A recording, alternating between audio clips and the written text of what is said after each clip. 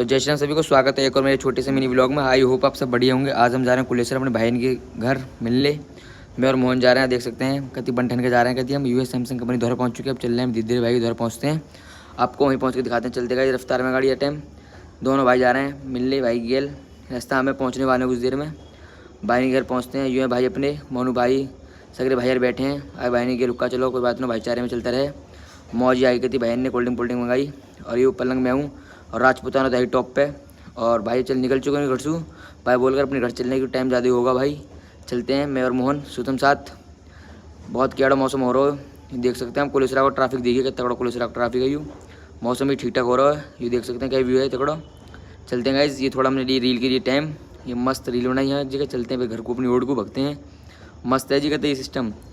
ये अपने अनमोल भाई चलते हैं, विदा करते हैं आंसू या भी छोड़ते हैं और चलते घर को। तो गाइस मीने अच्छा लगा तो लाइक करें, सब्सक्राइब करें। जय श्री राम, जय गौ माता, जय हिंद।